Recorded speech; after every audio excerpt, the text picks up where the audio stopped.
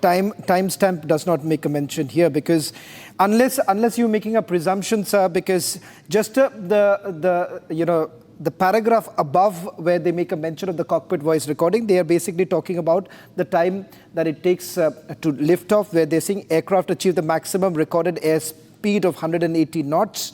Now that is at 8:08. Immediately thereafter, engine 1 and engine 2 fuel cutoff switches transitioned from runoff to cutoff position one after the other with a time gap of 1, which is like 8:09. And thereafter there is no time stamp is what, sir, that you were mentioned, because thereafter... So whenever there is a CVR recording, there has to be a time stamp. Okay, so they don't make a mention of it. You're right, they don't make a mention of it. As far as this is concerned, you may assume that it could be 8:10 because... But it gives the exact time, Shawan. It says that the cockpit voice recording is stopped at 8:09:11. So exactly 2 seconds after the pilot says, no, I did not do it. You have to you have to basically look at the timings thereafter, because it makes no mention. What he is saying is that, was there anything in between, or what the referencing has been? Was there a third statement which has been recorded, or it takes time? Because this is exactly what they are talking about.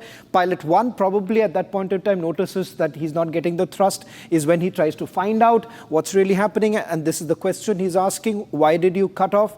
You have the second pilot saying, I did not do it.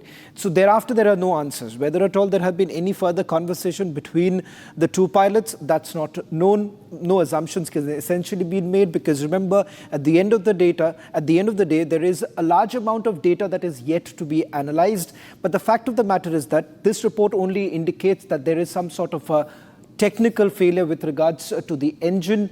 But having said that, what led to that, and how did they essentially respond? There is very little, very sketchy information really coming in from this report. Rolling coverage here on Republic TV, as you get your full details. We decode every bit of this particular document, because remember, it's got global ramifications. This report has a global ramification, questions to be raised, questions that still remain completely unanswered. These are the only 2 statements that have now been made public of the conversation between the pilot. We do not know this is who is who, in the sense that is it the co-pilot, pilot number 1 and pilot number 2. We cannot really come to the conclusion right now, but this is what they had said. Why did you cut off? And I did not do it. Now, the fulcrum of this entire argument remains here. It's the fuel control system, the fuel switch system, because that's the point here. How did it move from run to cutoff? To simplify this, when it's in the run mode, it essentially means that the fuel is being supplied to the engine. When it is in the cutoff mode, it means that there is no fuel that is being provided to the engine. It turns out, according to this particular report, that it was in the cutoff mode. Now, interestingly, this is the third new angle that has basically come out, or the third new picture angle, if I may say so, because all this while you had had the CCTV footage, but now you have a third angle which clearly shows that the RAT is in extended position. If you're wondering what exactly is RAT, this is some sort of an emergency power backup that is essentially used. Now, this is perhaps an attempt, because this is just happening within just about a few seconds of the takeoff, when the RAT is actually in the extended position, clearly indicating that something was amiss. Whether it was at that point in time the engine was not functioning, that is an assumption that has been made right now. And this is the very point which is right within the perimeter of the airport area, is when the RAT gets deployed. And that's the conversation. I do not know whether we have the exact video right now. We're going to play out that video, the over 32 seconds video. But this, ladies and gentlemen, if you're wondering, and Group Captain Bajpai, we've had the Western conspiracy theorists basically coming up with this particular flap handle lever, and there is a clear mention of the flap handle lever as to how it was operating, and it's in page number 10.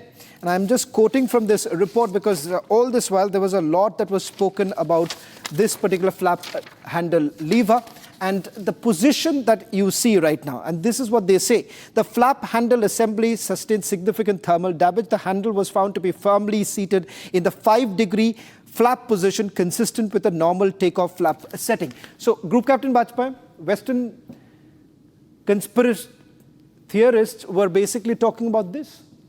This report says, no problem, it was in the perfect position that it should be, because it was deployed, because there was an inclination that many of them had, that let's blame the pilot. And that was done right just perhaps 48 hours after the accident. And then what you see is that this investigation rules that out.